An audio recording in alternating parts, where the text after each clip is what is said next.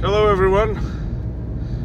This video is essentially dedicated to the citizens of Europe, the European Union, to be more specific, and starts with the question that is the following. Have you thought deeply about something? Like, have you asked yourself and then try to answer, do you really live in a democracy?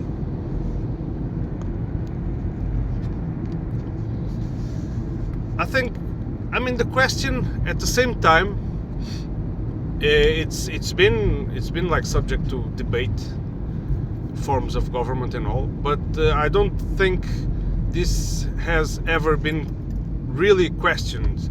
I know some channels, some smaller underground internet groups have been claiming that we live in, either they call it kleptocracy or they call it dictatorship in disguise, which I'm not saying that I do not agree, but let's think about this thoroughly, the best we can.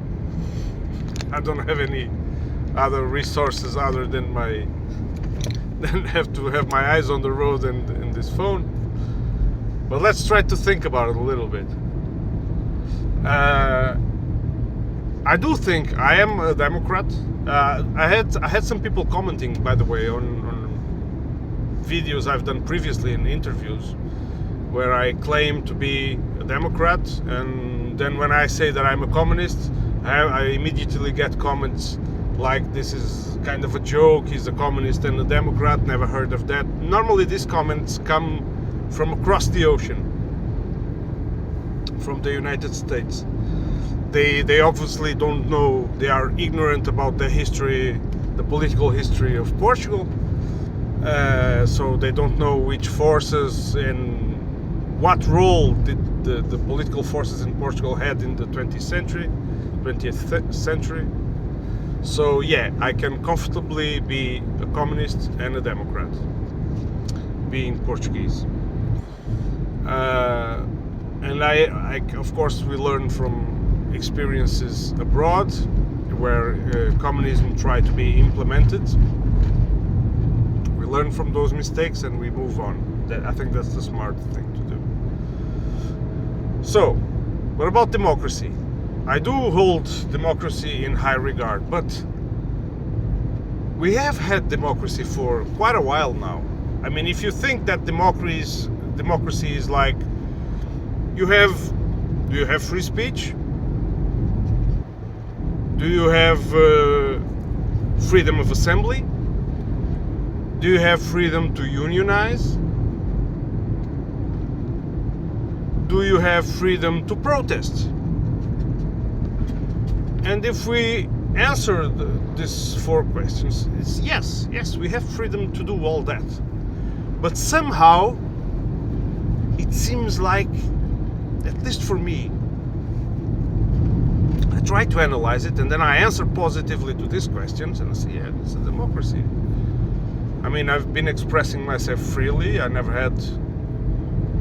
Never a policeman came to my door to inquire about the words I've said. Of course, unless I'm injuring someone, that's not the case, just expressing ideas. So it seems that we live in a democracy and we have elections. We choose people to be in charge. And as far as I know, these elections have been fair. They haven't been rigged. I mean, the process of putting the paper in the ballot box hasn't been rigged. So, but the game itself, it seems rigged, because the principle of this concept of democracy is that people are wise enough to choose their own, and the The other argument is that if a political force or someone is in power and it does not do a good job, then people can vote him out. And it seems that it should work this way, right? At least if we have a small community and we apply this rule, it works. If everyone respects the vote, as long as everyone respects the majority, it works.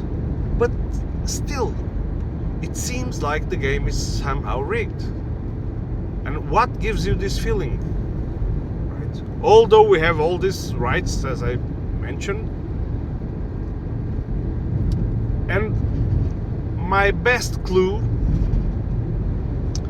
is the game is rigged. Mainly, it's rigged in several stages, but the forefront of the bullshit is the information space. It's the propaganda, right? Because let's ask the question of, do you have free speech? Can you express yourself freely? Yes, but if you are expressing in a way that you mobilize forces that effectively do something to change the status quo, to somehow shake the powers that are truly in charge. I haven't spoke about this part yet, the economic power. Can you still maintain your freedom of speech? I'm not gonna answer. And talking about economic power, when you elect, because Portugal recently elected a parliament, which then forms a government, and they were elected on several promises. But now, after the whole process is done of elections, they need to fulfill those promises. But it happens that the European Union says that the budget can only be if it follows certain rules and steps and whatsoever. So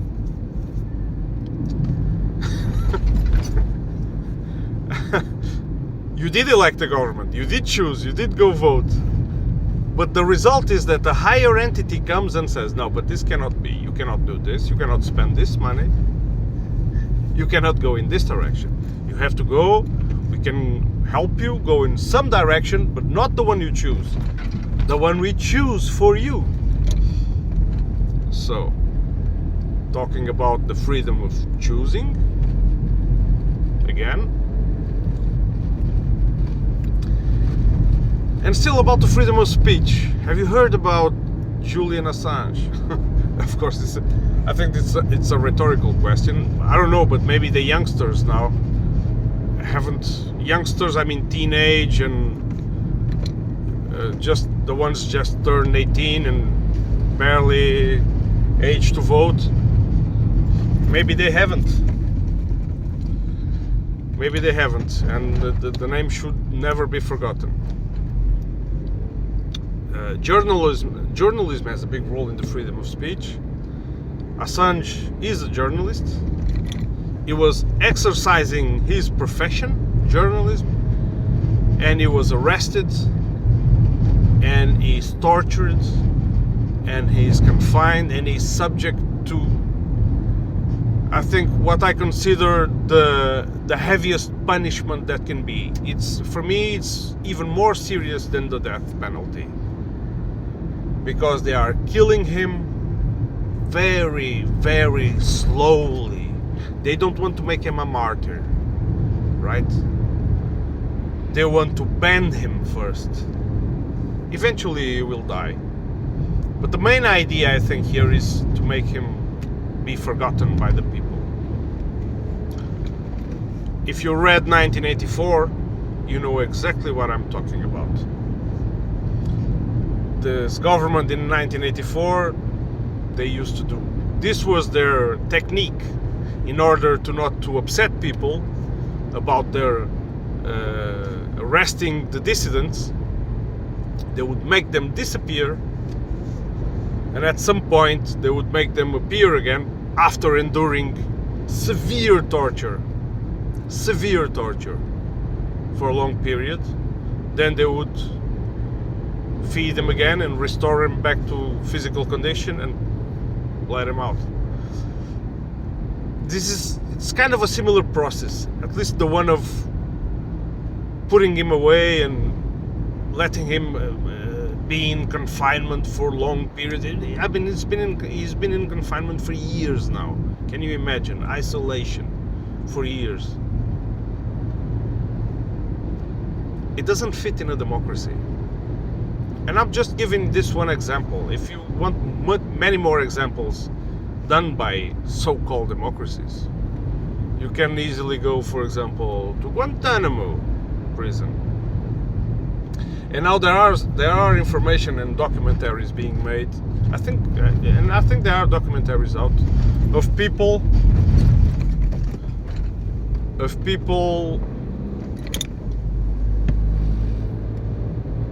that managed to get out of Guantanamo, managed to be released, and tell the story of how they got there in the first place. And it's a very sad story. It's a very sad story. So I encourage you to look for it. So yeah. So what about the promises? What about the choosing? What about the free speech? You still have right to assembly, right? Correct. You still have right to protest. Yeah. Correct. But there is a thin line. We know of a lot of protests that have been met with police charges, physical charges.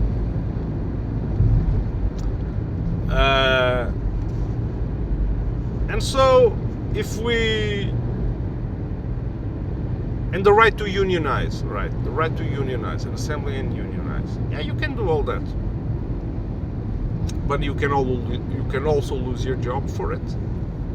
And no one can charge the company that laid you off. So, is it really safe to unionize? Can you really exercise that right? We still have unions, of course. I'm unionized. There are some laws, some protection left, but it's been eroded with the years. And I can safely declare that it only seems like a democracy because we still maintain some of the gains after the revolution, for example, in the case of Portugal, after the revolution of the 70s. Because there are many other evidence that this is no longer a democracy. Just because, like a friend of mine said, I heard him say recently, he's a former member of parliament from the Communist Party, and he said, democracy, it's not voting for the one who lies the most every 4 years. Yeah, and it's not. That's just appearance of democracy. So I think oppression still exists, and you will be oppressed if you are consequent. And so, of course, and I know that many people can put out the argument against this, saying that you cannot compare this to a true dictatorship, and it's true, it's indeed true. I mean, I cannot compare it to the dictatorship we had in Portugal, because if you spoke too much, or even if you didn't speak, but if your neighbor didn't like you and ratted you out as a communist, for example, accused you of being a communist, you would be easily visited by the state, the kind of a secret police, the Portuguese Gestapo, the PID.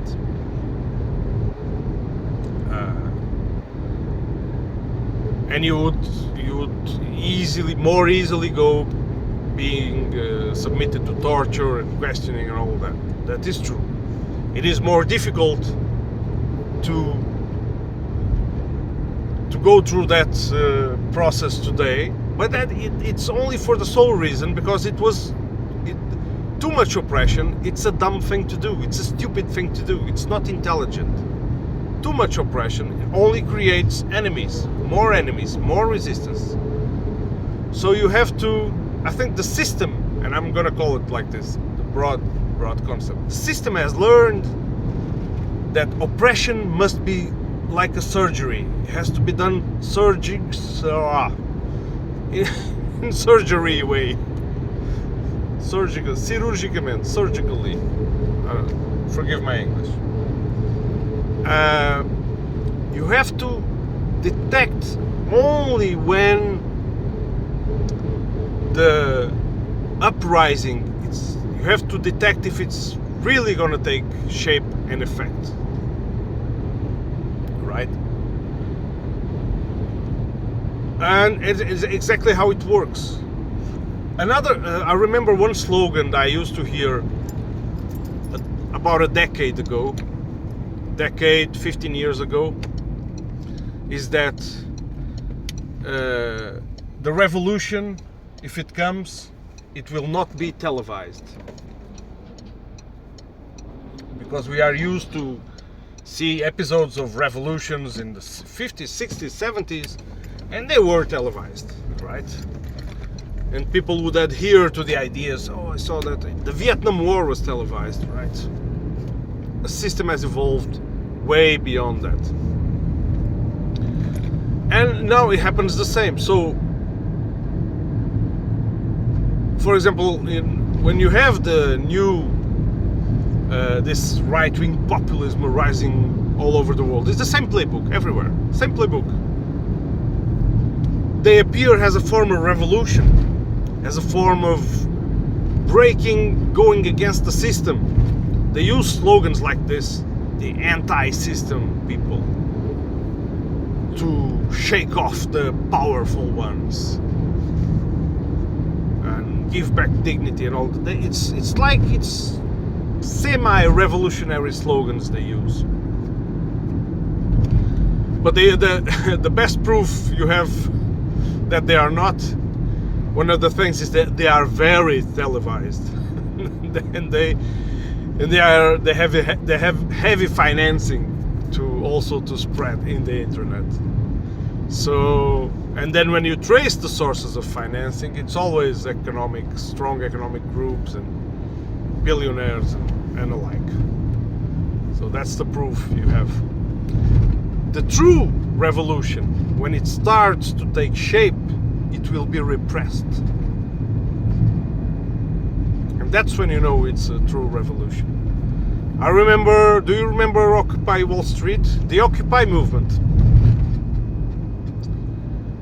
There was a fear that this movement would take, would gain momentum, right? And what happened? Crackdown. System cracked down on this movement heavily. It destroyed them. It's shared it to pieces, along with other movements. For example, the Anonymous. It transformed the Anonymous, the original Anonymous.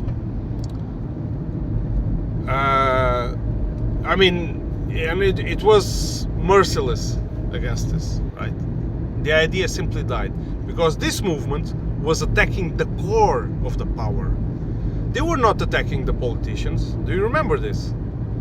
They were not attacking A, B, or C candidate or the president. They were attacking the core power. Because remember this, the people you elect, and I think, this is it's common sense now, right? The people who you elect are just representatives of the true powers. Trace the money, you get your answers, right? And so this Occupy movement was blaming, that's what the name Occupy Wall Street, was blaming the financial power, who was pulling all the strings, and it still is, in everyday lives. And so yeah, ask yourself, do we really live in democracy? Or is it just the appearance of democracy? Yeah. you can point me out some individual or some localized cases of democracy, communities, small communities arising and changing what is wrong. That only serves as proof that if people really get together, if people leave aside their small differences, which are being always amplified by this system, by the same system, it is possible to change and to make a better thing, a better system working for the majority or for all. Well, not for the billionaires, of course. And yeah, that's this is my thoughts of today on my way to work. The ramblings of an ignorant worker. Thanks for listening to me, and share, subscribe, like, or don't. It's up to you. See you on the next one.